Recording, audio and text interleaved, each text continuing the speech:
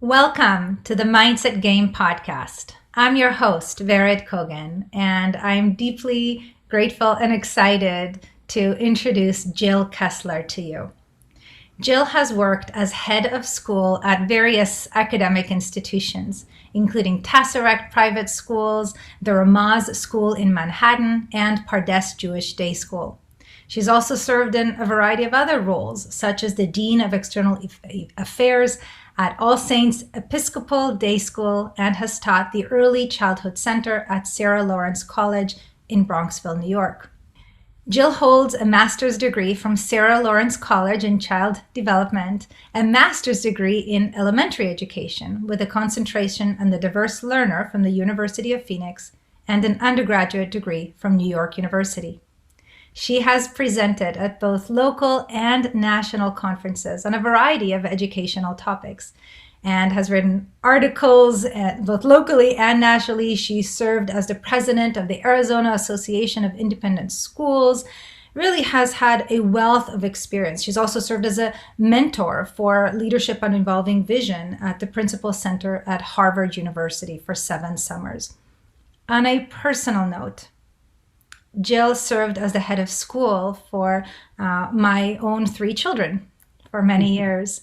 And she has had such a tremendous impact on my daughters, on our family, and is just deeply, deeply loved by the community. And it's a great honor, Jill, to have you here with us today. Thank you.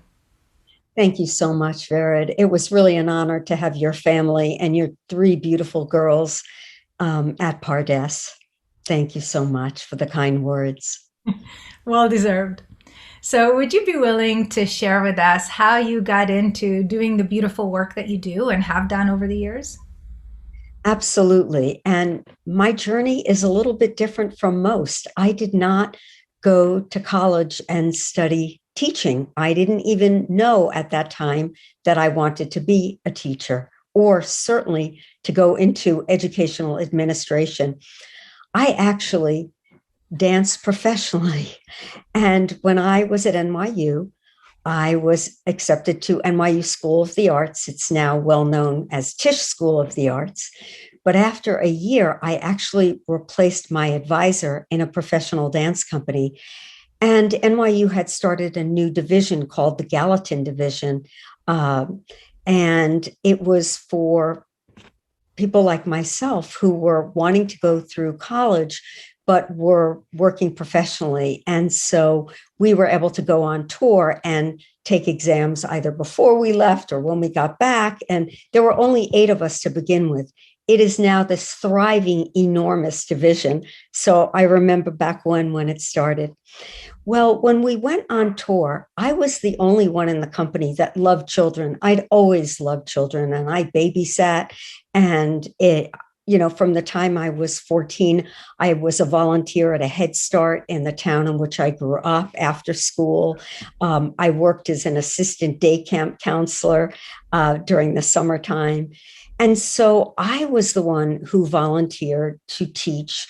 It was usually at the college level if we were doing a weekly residency. And sometimes the college would connect with a local dance school, so there would be classes for younger students. So inevitably, I was the one who taught those classes. Well, I did this for probably a good 10 years. And the life of a dancer is very, very challenging. And I knew that I wanted to be married someday and to have a family of my own, and that going on tour and all had been wonderful, but that it was something that for me would be time limited. And again, I knew that I had loved children. And having come from this dance background, when I looked into, colleges, universities, Sarah Lawrence College was such a unique and wonderful place for me. And so I went there for a master's in child development, which turned out to be an extraordinary experience. And after that, I was teaching at the 3rd Street Music Settlement House, a wonderful old settlement house in the East Village of New York City. And I got a phone call from my former director at Sarah Lawrence, where I had just been a student and I had been invited to come and serve on the faculty. And I did that until my family and I moved from New York to Arizona. And that was a move for my husband's work. And so, I left a wonderful position, a place I loved and where I had the deepest respect for the families and the faculty and administration there.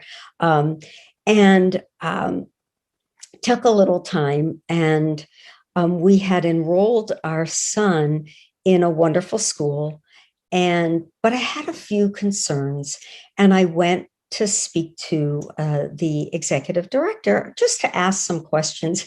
And in the middle of our meeting, she said to me, "Now, wait a minute, what do you do? You know too much."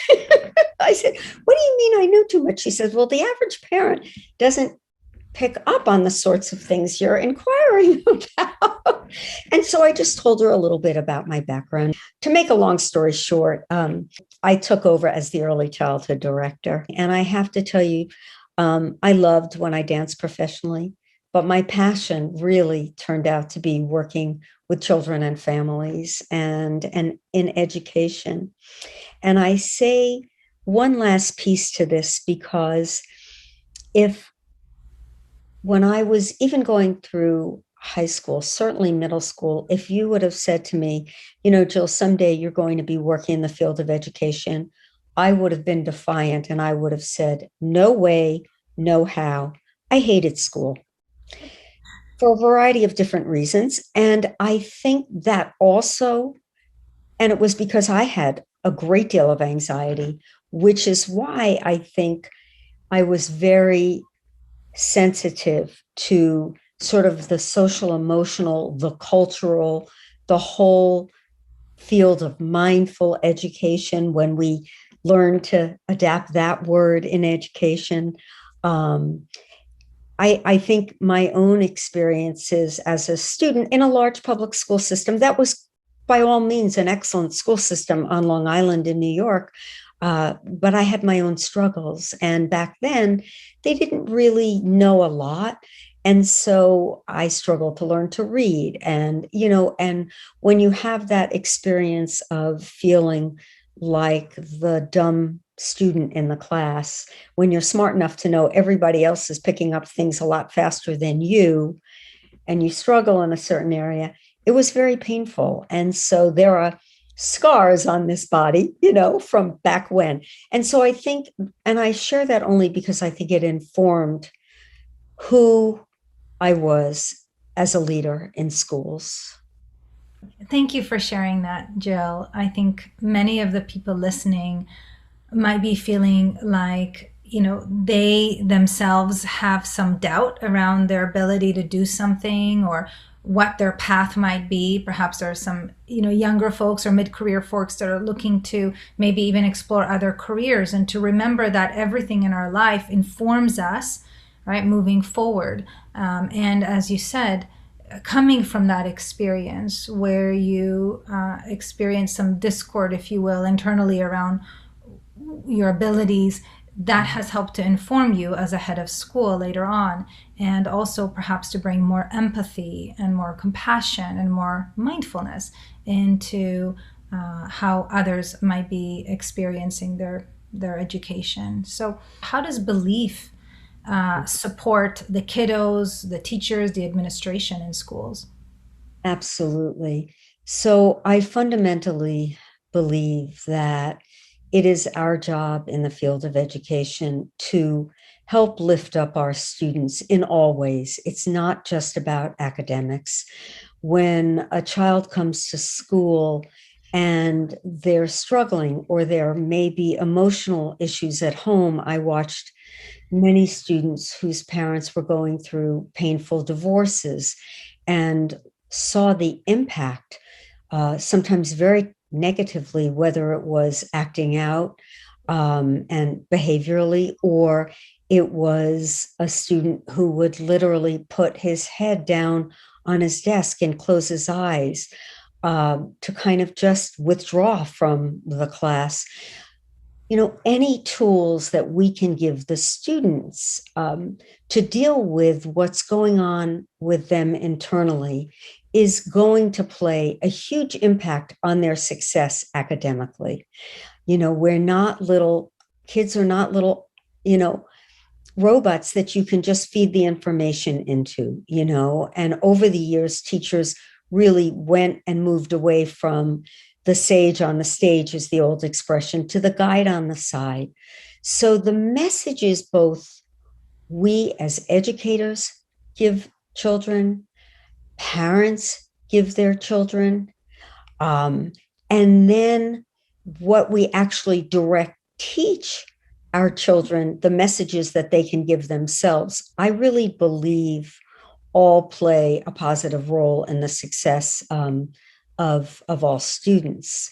And I think that, these techniques, and we can get into that a little bit more, but we can talk about ways to be mindful, and I'll come back to that. But I think just fundamentally what I want to say is they're not just for the school setting. I think children today are facing just tremendous, tremendous challenges in the world around them. And I'll use one example, and that is technology, I used to say, is both a blessing and a curse. We can use it in wonderful ways to help students and to integrate learning. But when it comes to social media, it can be something that hurts children to the quick. All they have to do is go on, sites like Facebook, and where a classmate posts a party, pictures from a party, only they were never invited, and they get to see who was left out, and the feeling that they have of being left out and the pain associated with that. So much of that goes on. Before you had that, yes, a student might hear of a party because invitations were sent and kids were talking, but it might have been a little painful, but there's nothing like seeing pictures to really, really hurt a child. We dealt with situations in middle school where parents had no idea that their kids, after doing homework and presumably getting ready for bed, sometimes even in their beds, were texting classmates underneath the covers. And, sometimes it was, of course, just very appropriate middle school kinds of texts. But sadly, there were sometimes some very mean things that went on. And again, exclusionary things, or things like who said what about whom, and it wasn't nice. And again, kids went to bed upset. Those situations would spill into school the next day. So literally, again, the child will come in upset of what they heard or read or what was said about them. And this went on after the school day, the day prior. And of course, teachers have no idea, but here's a kiddo that's come to school upset. So that's one area. And then you look at what's going on with COVID right now, and this is a tremendous stressor for everyone in the population, for the children, for the teachers, for the administrations, for the parents. Children are scared. They're afraid of getting sick. They're afraid of their parents getting sick. And what does that mean for them?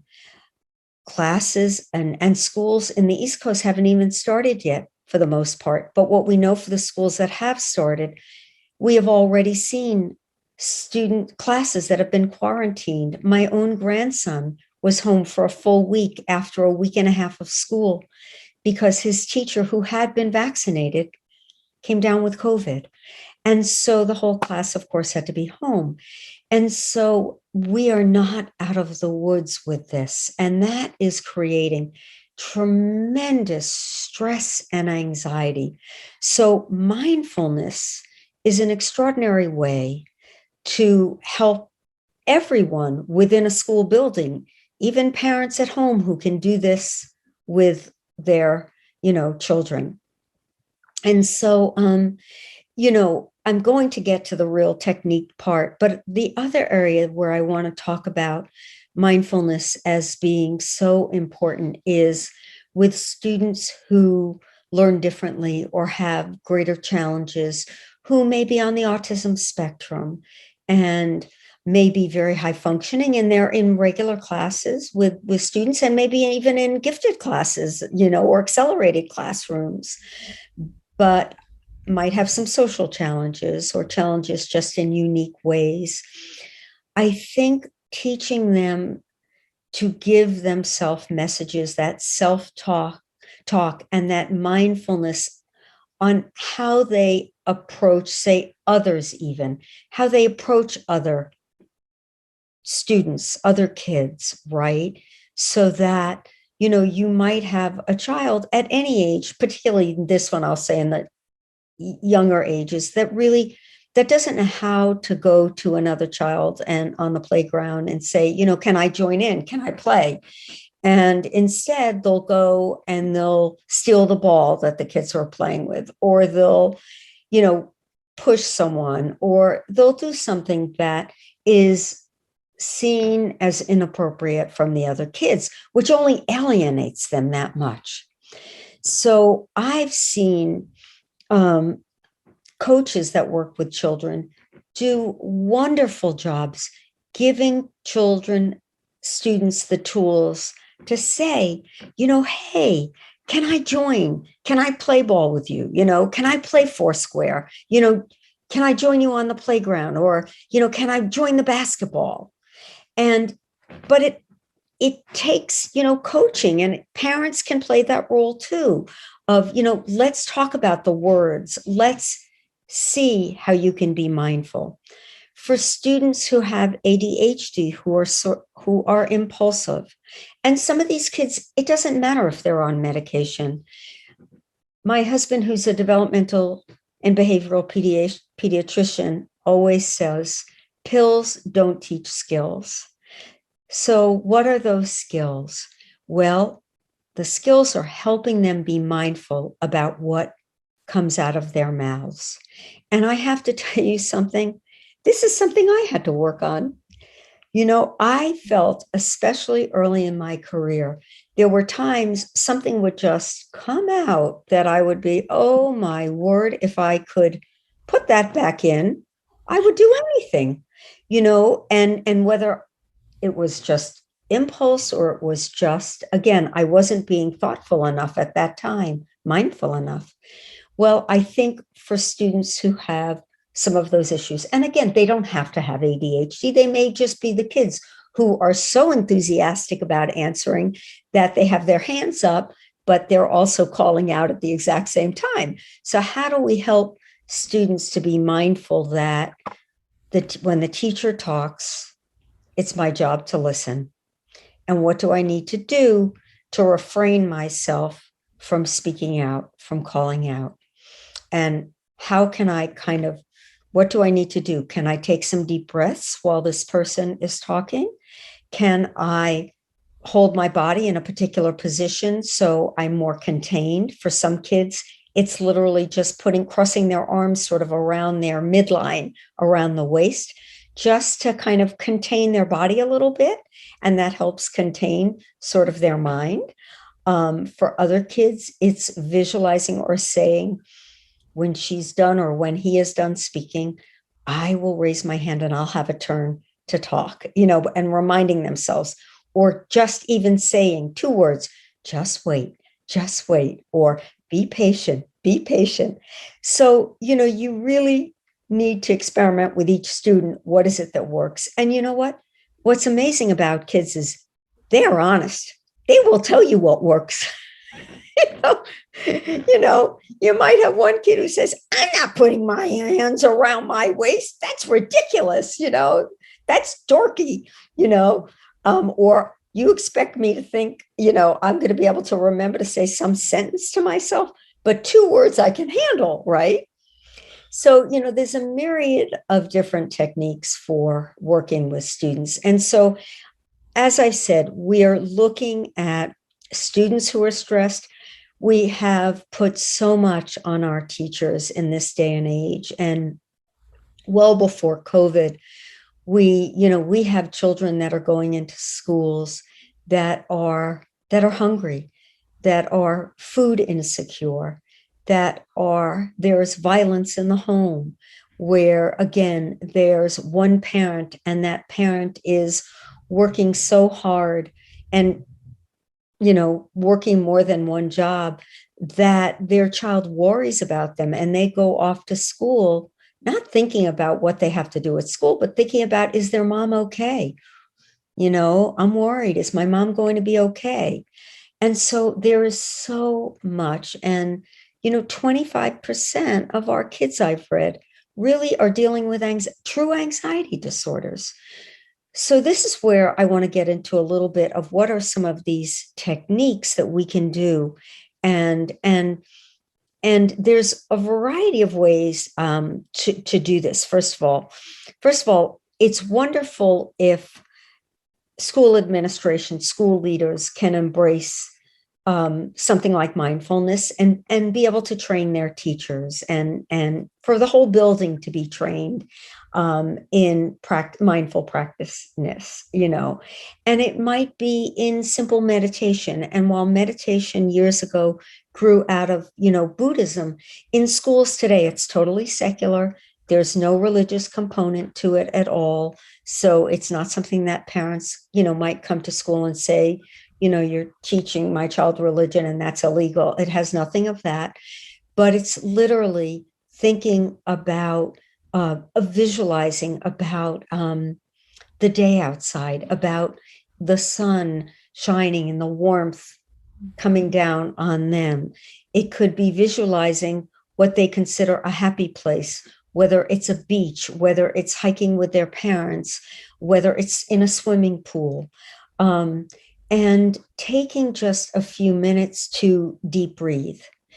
And scientifically, I learned this from a friend of mine who is a PhD psychologist, that for anxiety and for children who really almost feel like they're going to have a panic attack, an anxiety attack, if you take 5 deep breaths in a row, it actually slows the body down and it actually stops, physiologically from going into a panic attack. And that's for children or adults. And I have actually done this. I have done this with a couple of middle school students when something was going on and they were in my office and they really felt so anxious. And I said, how about, would you be okay if we just took 5 deep breaths together? I'm going to do this with you because I think that will help us feel better.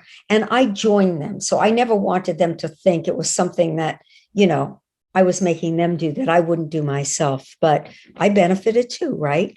And so we could do that together, and that's something parents can do. Sometimes kids are very anxious and have challenging mornings, right? My father used to have an expression and he would say, if I wasn't in a very good mood in the morning, did you get up on the wrong side of the bed? Right.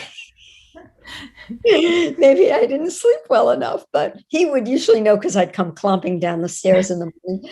Anyway, but kids sometimes get into little fights with their parents in the morning time. It could be about what to wear to school or not wear to school. And so again, getting in the car and saying, we had a rough morning, acknowledging what the issue is always important. Doing some deep breathing, or let's focus about school now and about, what we're going to put aside what happened at breakfast, what happened about the clothes, and let's just focus. You're going to walk in through school. Let's pretend we're walking in and you're going to have a wonderful day. And I used to have an expression, I would love to greet the children at our school gates in the morning as many days as I could, because I used to say I learned so much, and you could see which kids were coming in that may have been upset. We had kids every now and then that would come in crying because there had been some, fight in the car, even on the way to school. And,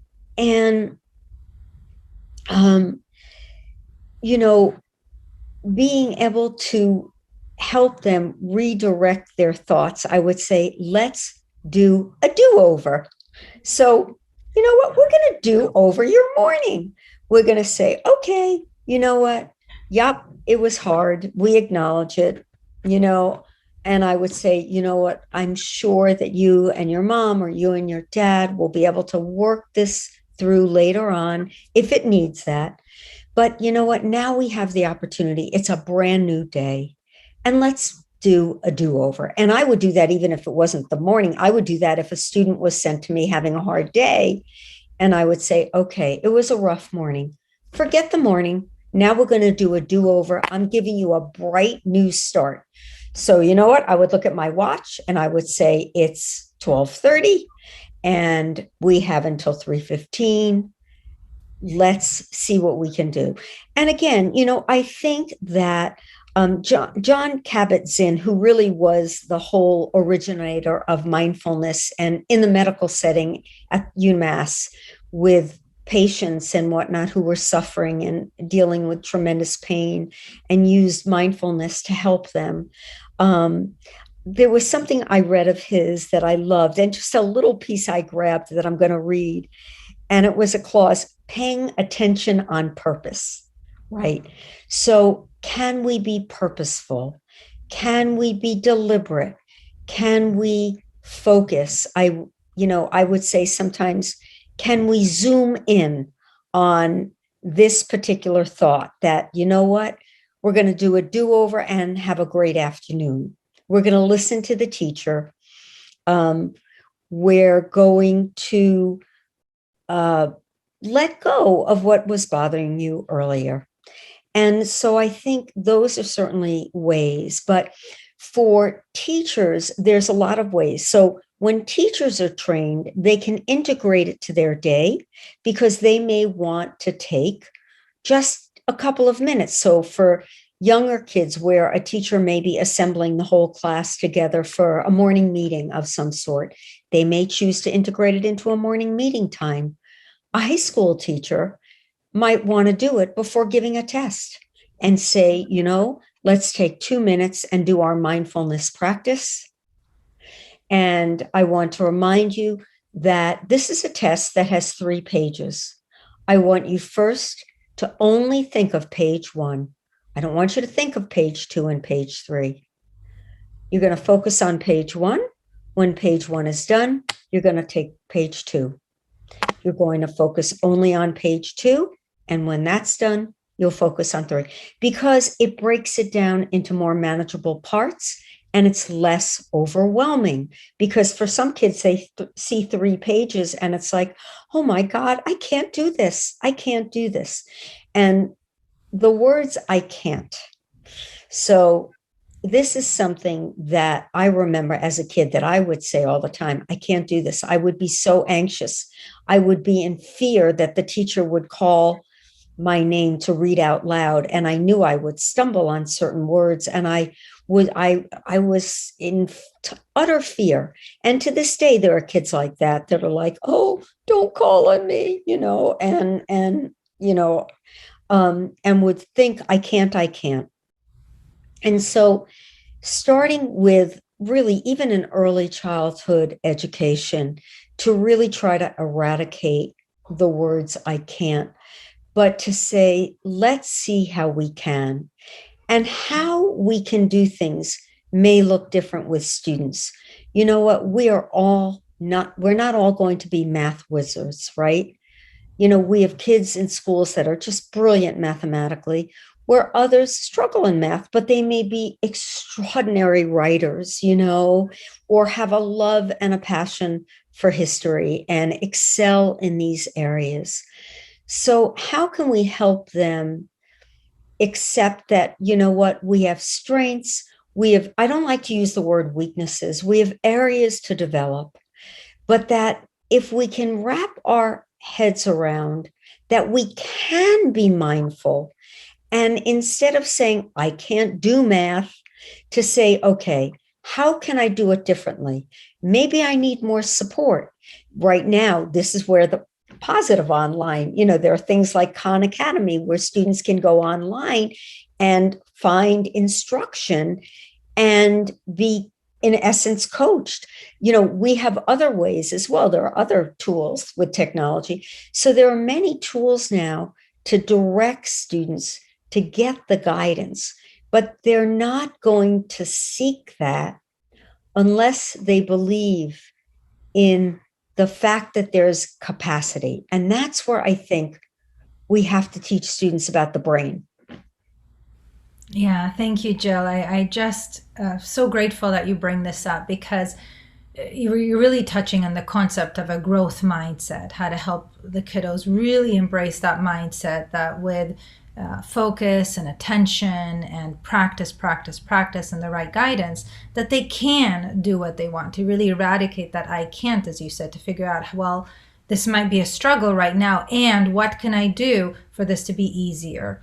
And you're absolutely right. When they believe it's possible, and when we demonstrate what happens in the brain around neuroplasticity, and that the brain is malleable and it can change and grow, right? Then they see evidence, if you will, that they can. Even if they've gotten F's in a subject, that doesn't mean that they don't have the capacity to shift that and to do even better. So thank you for bringing that up. And what's important for teachers to know about that? But what I want to say is, not every school administration will adopt this necessarily. It may not be, they may not feel they have time in the day, whatever their reasons are. We can't direct what other people do. Teachers can get training themselves. And you know what? They don't even have to get formal training. I found a wonderful article. It's called Mindfulness in Education, 31 plus ways of teaching mindfulness in schools, by Courtney Ackerman. And these are really wonderful techniques that, again, you don't have to pay for any sort of training, but you can integrate them however you see fit as the teacher, and even just do it in your classroom. I wanted to share, the New York Times did something recently, and then I believe it was 60 Minutes that I just caught it on last weekend, that it was in an inner city school with at-risk children. And the teacher really felt, these kids were about eight or nine, and really saw that there was what she deemed a lot of low self-esteem. So she decided to work with them on iMessages that they would write out, and they would talk to themselves.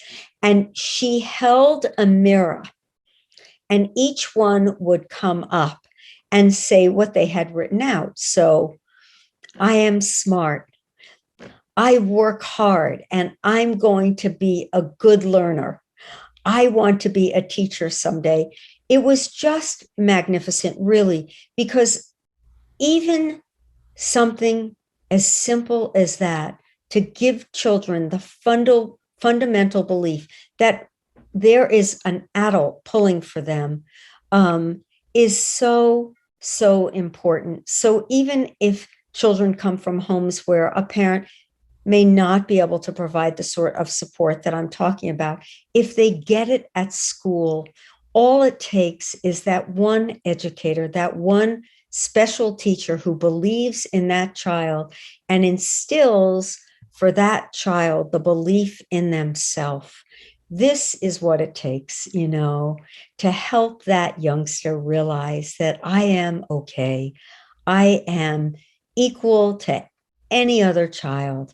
And I want to say that what we aren't is we're not all alike. And I think there's a brilliant special educator by the name of Rick Lavoie who said, fair does not mean everyone gets the same thing.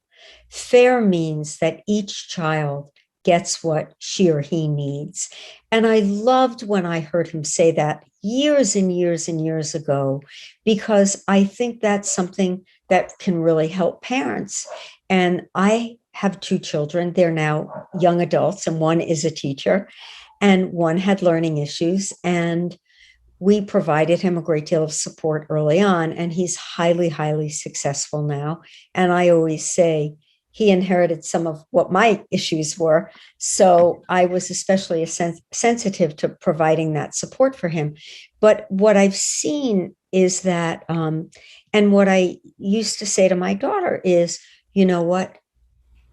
Our son, your brother needs this. You don't need that, sweetheart. So we're going to do this with you. And she learned, oh, yeah. And then it just became normal that, he worked with a tutor, but she didn't need to. But she did other things like go to dance lessons or, something else. And so I think, and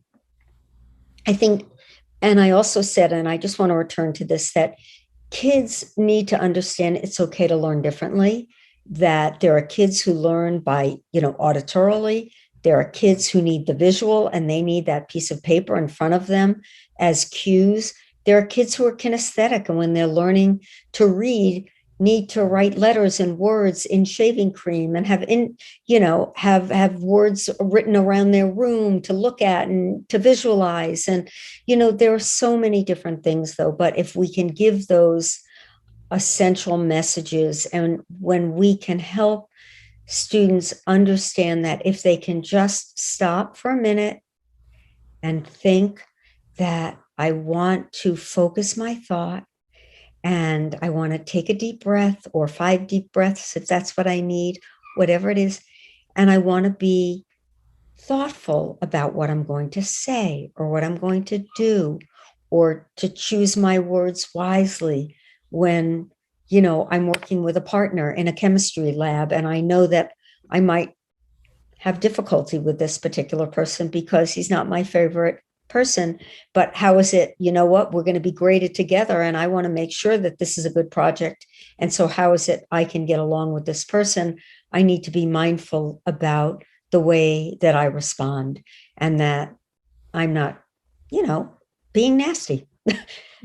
So, as simple as that sometimes, Everything that you're sharing is so applicable to the kiddos, to the parents of the kiddos, the educators, the administrative team, because we can all use some emotional self-regulation to be at our best state so that we can choose the best thoughts, right? The highest and best actions at that point. So it's kind of like that marriage of thought and emotion, right? Or mindfulness and mindset, yes, because we need both in order to be at our best. And when we are more resilient, when we are, in a more coherent state, we're much more likely to think those more optimistic thoughts about ourselves. We're more able to tune in to possibilities for ourselves or for our students or children, right?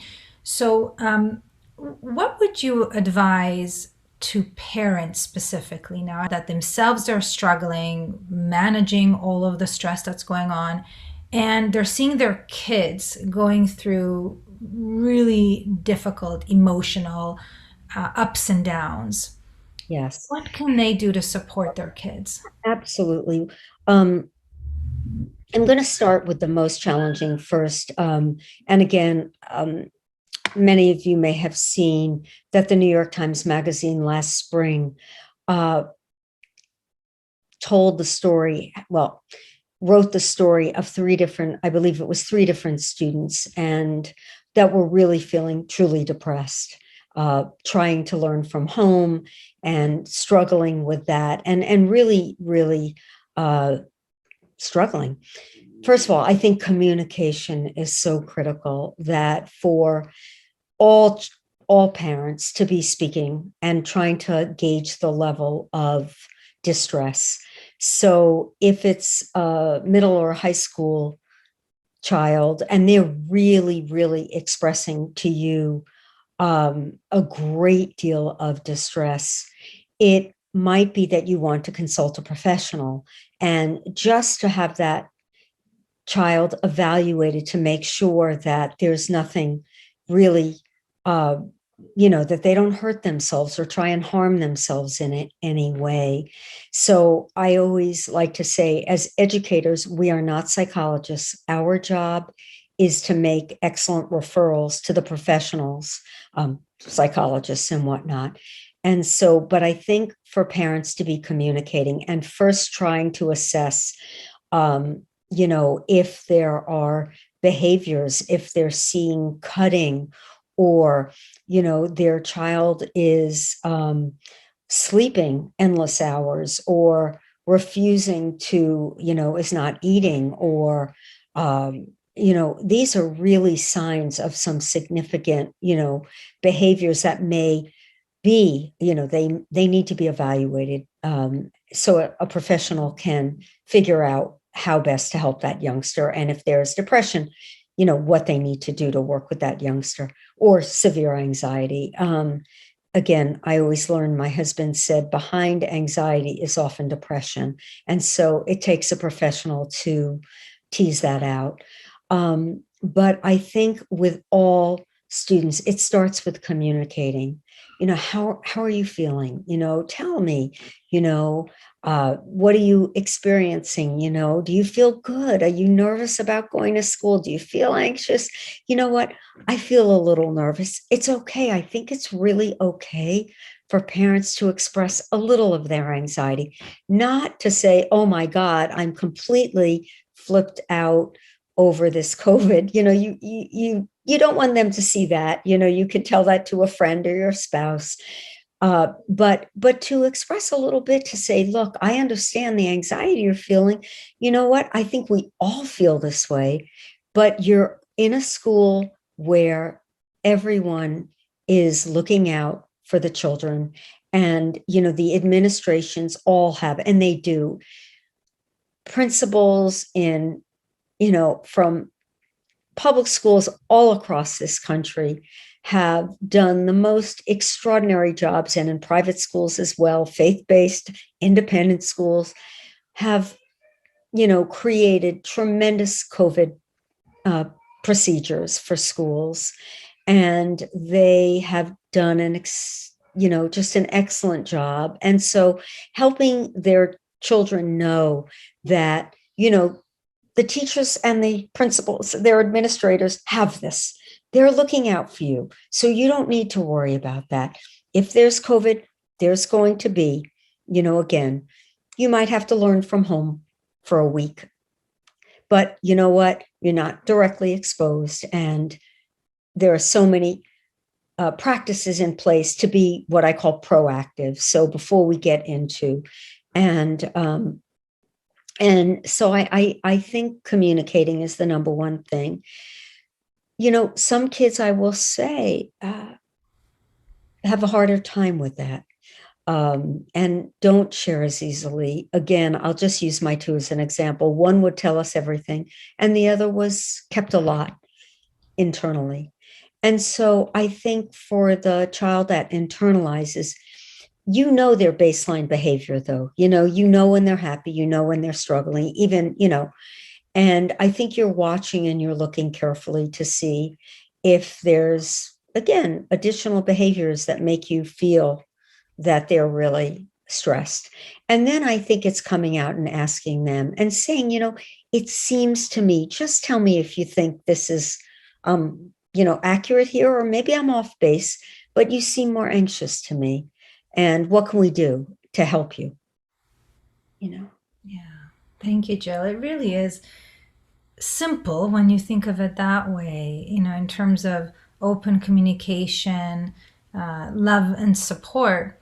And this is why it's really important for us as parents or educators to do the work ourselves, to manage our own anxiety, our own stress, so that we can notice when one of our kids or students is off of the baseline, as you said, and be able to coherently come up to them and ask the question, and just to be curious and to be present and without judgment, offer support if it's needed.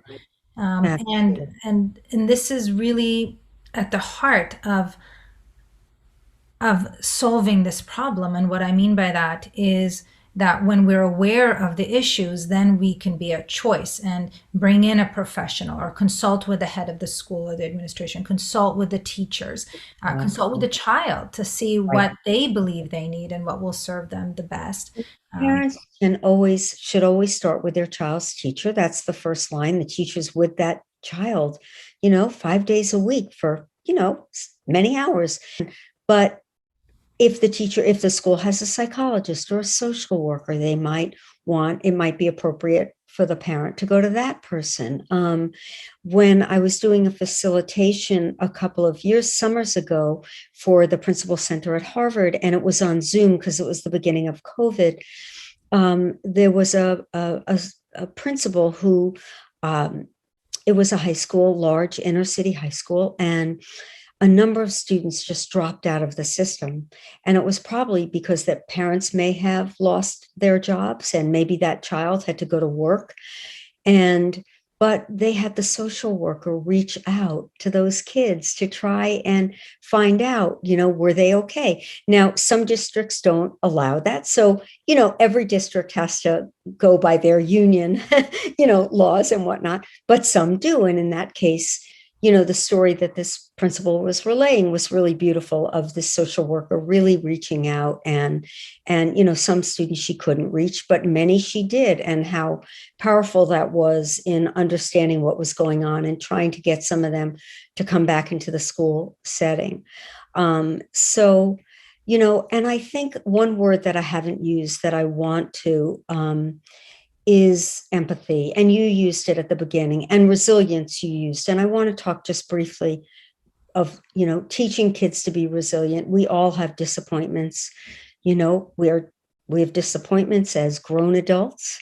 We have disappointments as children, and everything in between. And so how does one dust yourself off, pick yourself back up, and move forward? So that's, again, another area where mindfulness can help. And I think mindfulness helps us to be empathic and to be compassionate about others. It allows us to be more understanding of what's going on within our own selves and our own emotional range, or range of emotions, both anger, both frustration, both happiness, both sadness. And then when you see it in others, to be able to say, oh, yeah, I remember when I was really devastated because I didn't make the basketball team, or I didn't make whatever, the cheerleading squad, or the academic debate team. And so, all of these things I think help make us more empathic. Yeah, thank you. Thank you. And we can build that muscle, that resilience muscle, which is really exciting. And the more we tune into our own emotions and invite our kids or our students to tune into their own emotions, label them throughout the day, and kind of shift and reset with the breath or the visualization or the arms crossed around their midline, whatever tool that might be, to get back into a self-regulated state and to be able to really be our best at any moment. And then what I think is, it really, when you see positive responses and students see the positive responses when they're empathic, it makes them feel better about themselves. And I have seen that time and again. When kids helped other kids, they felt so good. Inside, that child beamed. And so it's an amazing way to help kids give them the tools to feel good about themselves and to know that they're doing a great thing. They're helping others, And I think programs that match kids up with, mentors, either higher grade level children, doing buddy programs, reading together, mentorship in all different ways is another powerful way to help kids. Wow. Well, Jill, I'm just giving you a great big hug right now, because you have shared so much valuable, practical information for students, parents, teachers, administrators, really anybody who either themselves is struggling or wants to support a child in their life. How can people get in touch with you to learn more about your consulting services and really leverage this incredible expertise that you have? Sure. So I can be reached by email, which is just my name, Jill Kessler at AOL.com. I can provide you a number, which is 602-568-2400. And I'm also on LinkedIn, and I would be happy to talk to anyone just about the tools that we've discussed today, and really ways to support both children and families. Well, once again, thank you, Jill.